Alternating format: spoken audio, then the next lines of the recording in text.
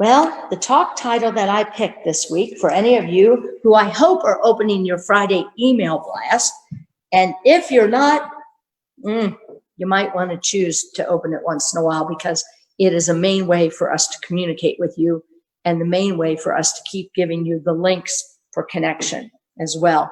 And a lot of times I'm choosing short videos for you to watch just because they're uplifting, whether they're a song or whether they're, in this case, it was a 3-minute video from Marianne Williamson. Kind of funny. It was good. So I hope that you are connecting. And if you are not getting our emails, please send us a message on Zoom, on the chat section, or send a message on Facebook saying, how do I get the email blast? And you'll be directed on that. Otherwise, you can always call the church office or go through our website and send us a message. Church office is 385-8889, 385-8889. Our website is unityofgardenpark.org, unityofgardenpark.org. Let's send us a message and we'll get you on that email blast ASAP. So the talk title is I co-create all of my experiences with God / the universe, whatever you want to call that. I call it God, but it can be called many, many names. So I co-create all of my experiences with God. Well, what about those negative experiences I have? Interesting. If you really do adhere to knowing that God is always present, never separate from us, then every experience we are creating, God's right there. In the good ones and the bad ones, we get to choose how we want to create. And I'll talk more about when you are in alignment with God and how different the co-creation works. So I want to start with a story about Legos. You know, when my kids were little, Legos was really, really popular. Then as they got to be maybe 25, 30, I noticed there was not a lot of Legos. There was this like doldrum that happened, like they were passé. Have you noticed how popular Legos are now again? Well, I want you to realize that Legos realize the importance of co-creating. And through that co-creation, they have developed a multi-million-dollar field. Anything that's popular with kids, there's a box of Legos to match it. Have you noticed? You can't even find Minecraft Legos anymore because they're the hottest item and they're sold out on all the shelves, including Amazon. So I want to just tell you what Legos did. And actually, this is true of any industry and literally any person. Any industry can be successful at co-creation. They just need to make an investment in reaching out to their super consumers and build a community of co-creation around them. What's that got to do with unity? Well, 1890, a couple called Charles and Myrtle Fillmore, that would be the industry, we could call it, had a dream and built unity as it is. They were the start of it in 1890, and they were successful at co-creating. They had an important message and they needed to get it out to their super consumers. The world are their super consumers, and that still is what we are doing today. Unity is all about co-creation. There's a whole list. If you look it up and you search Legos and co-creation, you're going to find a ton of protocol that they use, steps in order to how to identify their super consumers and all that. But I want to just touch on unity was all about, and still is today, is about co-creation. Now, I want to share with you what I saw this morning here that brought me to tears. As I came into this sanctuary this morning, and normally I've been coming in here by myself, and it's been a challenge to be in this big room by myself and to bring up my energy so that I can share my energy with you. Today, but it's not been just today.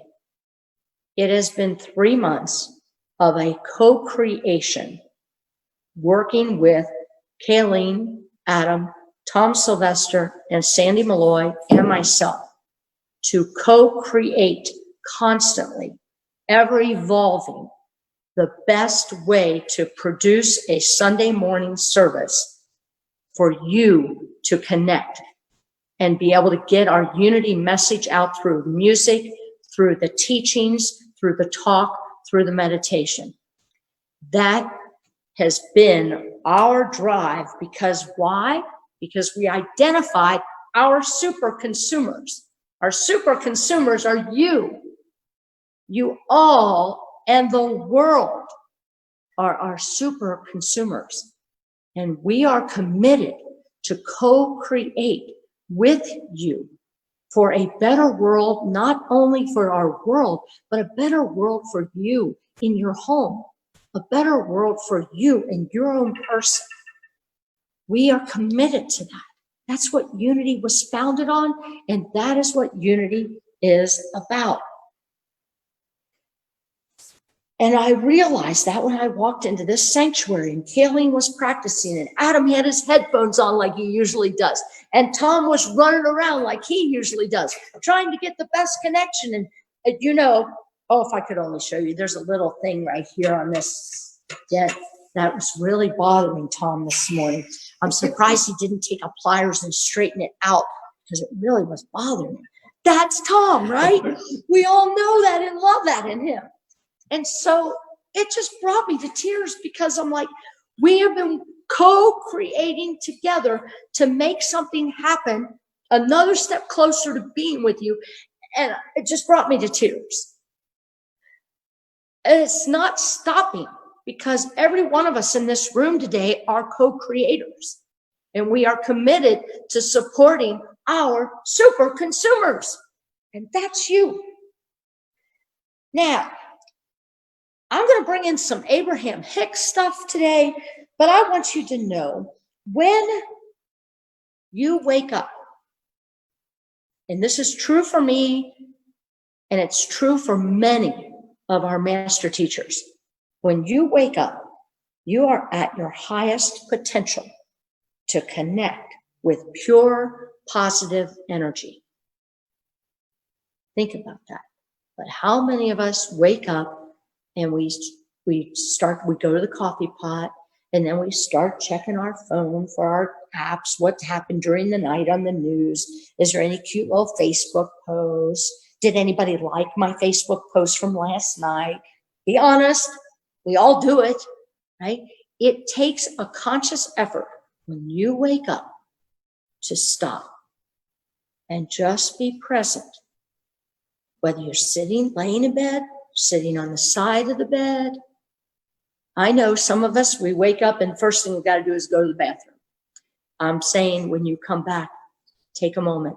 Don't touch your device. Don't touch the coffee pot. Just be. Now, for some of you, you might have the luxury. Coffee's already made. Go get your coffee and just be. You have the highest potential of accessing your pure potential, because there's not been many distractions to take you away from source. Source is always there and always speaking to us. Oh, I gotta take a breath because I get pretty wrapped up about this because I'm so about helping us all unlock the traps and the chains that keep us from our pure potential. You know, I'm all about, and you've heard this since I came back from, where was I? Arizona? I don't even remember anymore. When I went to the conference with Greg Braden, Bruce Lipton, and Joe Dispenza, right? And it really became clear to me that it is the feeling behind the emotion. It is the universe doesn't hear, there we go. The universe doesn't hear what you say. The universe hears what you feel. So we're always, right? We're co-creating all the time. And we get a choice whether we want to co-create what we're lacking. We want to think about more of what we're lacking, or we want to think more about what we want. We get to choose that. Okay? It doesn't affect God. Remember, God does not have skin on him or her. God does not have a happy or glad face. God just is love. So God is always there, watching and being willing to be partnering with us in co-creation. So when you're co-creating with God, and you know that you are in the vibration of the higher potential for yourself, you're going to go through it with ease and grace. You know, I'm looking over at Kayleen right now, and Kayleen has been trying to open up a music studio in Northern Kentucky. And when she first started, she thought she had the perfect place. It was just, everything about it was perfect, except she was constantly pushing. Abraham says a story about it's like we put our canoe in the water and we point it upstream, and we're paddling upstream. That is not in alignment with the universe. That is not in alignment with God. Because when you're in alignment, you go merrily down the stream, right? So Kayleen was pushing, but it was perfect. Remember, it was perfect, wasn't it, Kayleen? And she just, everything about it, I don't know why it has to be so difficult. Now there's this roadblock, now there's that roadblock. And she and I kept talking about, well, all it takes is one, and what if it's easy? And she stopped direction, turned a different way, and Kayleen has her music studio open for business. And it went with, of course, a lot of work, but she wasn't pushing against anything. Green lights were happening. With every green light, her and Nate had more work to do, but there were still green lights. That is a big message for all of us, because when we are in alignment with Source, as Abraham says, when you are on the high-flying disc, you know, for any of you who are familiar with Abraham, it's Esther Hicks, and she believes she is being channeled through an entity called Abraham, and she has these messages. Well, I love how she relates to when you are on a high-flying disc, everything, pure potential is flying. It's just all there for you. You know, Mary Morrissey, Prosperity Plus classes that we've taught for many years, and it's coming, guys. She talks about tuning into the high frequency. Don't listen to the lower channel. Listen to the 105.9. Okay? Jesus says, he would say, when you recognize that you are one with the Father, you are on a high-flying disc. And stuff happens. Good happens, because you are in sync with your pure potential. With your pure potential. No.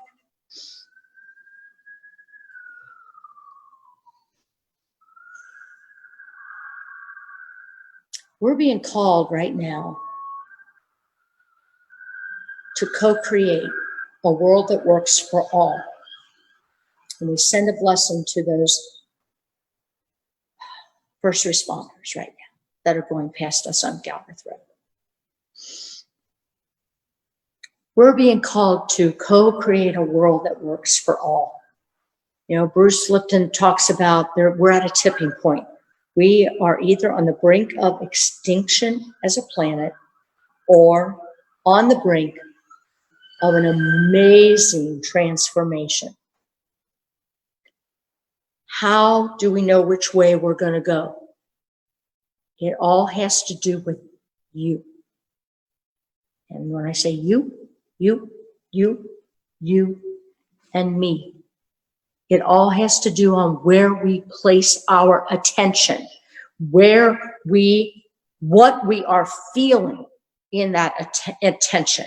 Okay, I can say, oh, I want peace in our world, but yet in the back of my mind or in my feeling heart, I'm scared to death of what's going to happen about this coronavirus news. Or I'm scared to death about my Black friends who are dealing with racial slurs, but yet I want peace in my world, right? The universe doesn't hear me saying I want peace in my world. The universe says, oh, Kathy's afraid. So guess what happens? I draw more fear into my life. Now take that onto a global situation. What will we bring more to our life? I'm telling you what I see. What I see is we are on the brink of not extinction. We are on the brink of an amazing transformation as a planet, because there are a whole lot more of us who are holding unconditional love, who are honoring that we never even realized. As a white person, I didn't even realize that Black lives didn't matter. I thought they did. I was blind to that. I was also blind to other groups that are disenfranchised. So we as a planet are broadening. I was talking to Christy the other day, and she said she was having a conversation with her kids. They were at Winton Woods camping. And the kids were having a blast because they were allowed to go to the campground playground, and they were allowed to ride their bikes all throughout the campgrounds. So they had all this freedom for hours and hours, and they were integrated with all these kids that were camping. Well, there was an issue at the playground, and there must have been a fight, not a physical fight, but fight with words. And then here came the name calling. So Matthew's the oldest of the three of my grandkids, so he got the younger ones and ushered them out of the playground, and they came back to the campsite, and they're telling their mom about this situation that happened. Now, here's what Christy noticed. They never mentioned whether the kid was white, Black, Vietnamese, Indian, Muslim.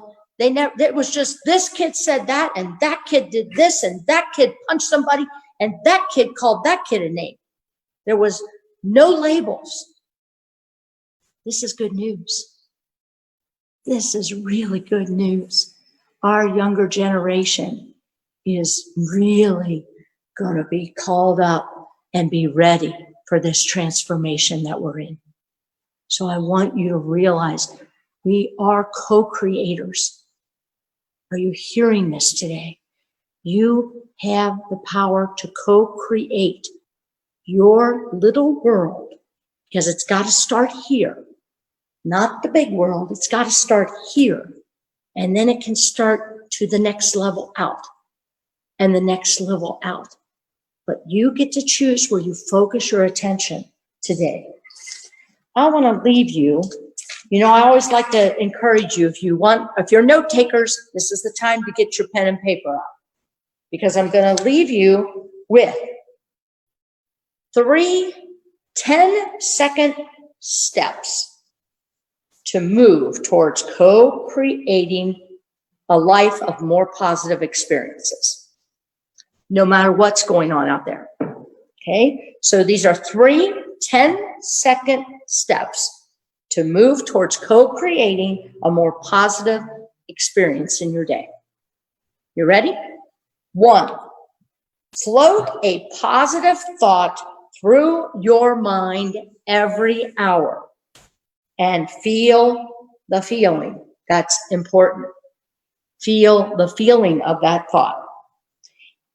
If that's a struggle for you, then write positive thoughts on Post-it notes and put them all around your house, on your dashboard of your car, bathroom mirror, places where you will see them. So if you're really having a struggle coming up with some kind of positive thought because everything is woe is me or woe is our world, then write Post-it notes. 3, okay, you got this? 3 10-second steps. So this is every hour. Every hour, set a timer on your phone that it goes off at every hour. You're going to do these 3 steps. So total, it's going to take you 30 seconds. I think you can do that. You can spare that every hour of the waking day and watch what happens. Number 2 is to, in that timer, when it goes off, you say something every hour that's positive. Now you got to be authentic, okay? Here's something as simple as Michael asked me this morning, how's my back pain? It was bad. So instead of me just saying it's bad, I said it's still sore, but it's better than it was yesterday. See, something that simple. So even in spite of something that still would be perceived as negative, it can move you to, you can move yourself to, but it's better than yesterday. Every hour. You know, there's another thing. It's so easy to do. It is so easy.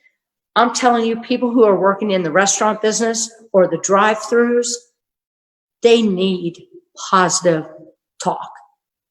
So tell them, your voice is really nice on that microphone, or you have a beautiful smile in your eyes through your mask. Do you know that? Watch what happens. Just something that simple. All right, the third thing you're going to do in your 30 seconds here every hour is speak appreciation for something. Every hour, just 3 seconds, speak an appreciation. I'm so grateful Kayleen played all those song choices today. I loved every one of them. Adam looks so happy back there in the sound booth. Tom, I love your energy. It always brings me up. I love you. I love this rain. I love that my grandkids love to take their shoes off and splash in the puddles. These are simple things. People, it's not that hard. Set your timer on your phone every hour. Just try this for this week, okay? And when that timer goes off, that means get your notes, okay? So you've got to make a positive thought go through here, okay, of some sort. Like, oh, I'm really grateful for that dog, even though that barking bothers me. I'm really grateful for that dog. Okay, positive thought. Number 2, say something positive. Okay, you're such a good dog. Even when you bark, you're such a good dog. Number 3, show appreciation.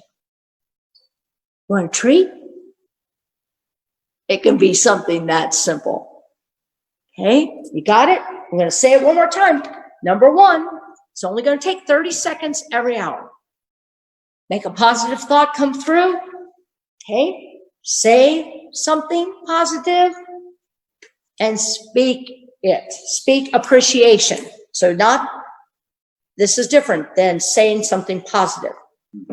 You're saying something that you're grateful for. Okay, so that is where I'm taking you today, of co-creating a world that works for all. Don't be afraid.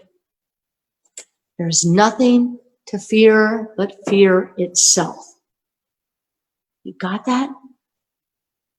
We get to choose whether we are on the tipping point of planetary extinction, or are we going to tip on the way to an amazing evolution of new transformation, a world that works for all. That is my prayer. That is what I'm holding. That is what I am going to affirm. And I'm not going to just affirm it through my mouth. I'm going to affirm it and feel it in my heart, how that feels to imagine a world that's working for all.